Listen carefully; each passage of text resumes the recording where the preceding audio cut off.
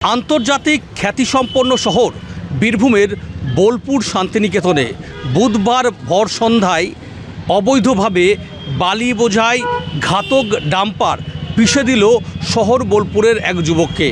পথেই প্রাণ গেল বিজয় হাঁসদা নামে এক যুবকের।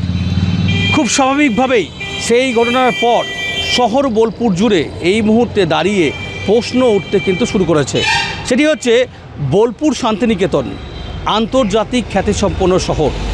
এই শহরের বুক চিরে সকাল থেকে গভীর রাত পর্যন্ত ভারী ভারী যানবাহন চলাচল করছে। কখন আমরা দেখতে পাচ্ছি অবৈধভাবে বালি বোঝাই ডাম্পার শহরের বুক দিয়ে দাপিয়ে বেরিয়ে চলে যাচ্ছে।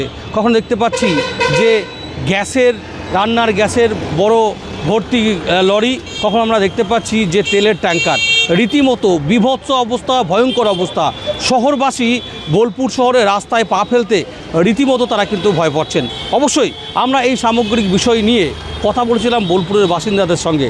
তারা বলছেন যে আমাদের ভাবতেই লজ্জা লাগছে যে আন্তর্জাতিক খ্যাতিসম্পন্ন শহরে তারা বসবাস করেন। তার কারণ হচ্ছে সকাল থেকে দিনভর গভীর রাত পর্যন্ত যেভাবে ডাম্পাররা দাপিয়ে বেড়াচ্ছে তা কিন্তু শহরবাসী অতিষ্ঠ হয়ে যাচ্ছে।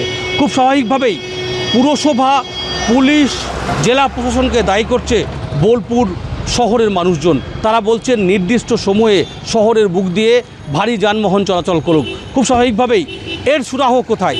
আমরা এই সামগ্রিক বিষয় নিয়ে বোলপুর পুরসভার উপপৌরপতি তাঁর সঙ্গে কথা বলেছিলাম।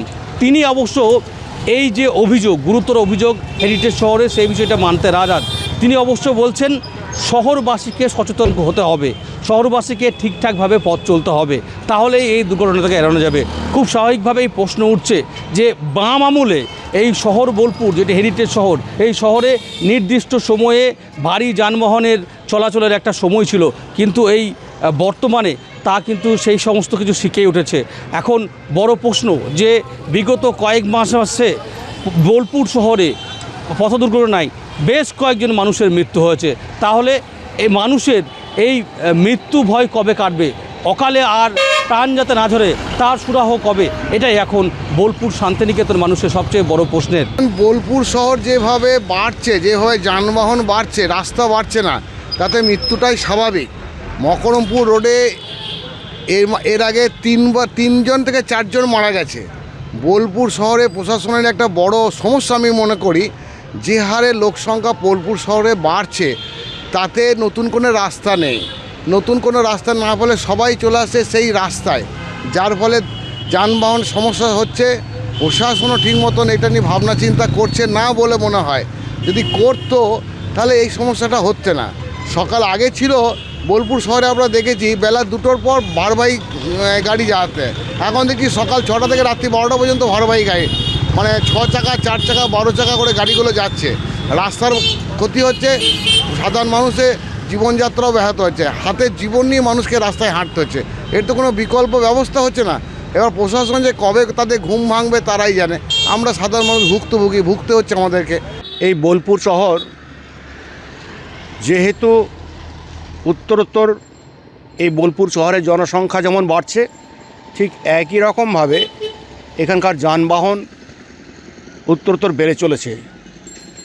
যদিও রাস্তাঘাট একটু হয়তো চওড়া হয়েছে, কিন্তু এই বোলপুর শহরে যে ধরনের ভারী গাড়ি যায়, বড় বড় ডাম্পার যায়, এবং তার সাথে সাথে ছোটো 4 চাকা গাড়ি প্লাস বাইক, এই বাস, লরি, এইগুলো যায়, তো তাতে করে প্রশাসনের পক্ষ থেকে যে নিয়ন্ত্রণ থাকার কথা ছিল এই সমস্ত যানবাহন চলাচলের ক্ষেত্রে, সেই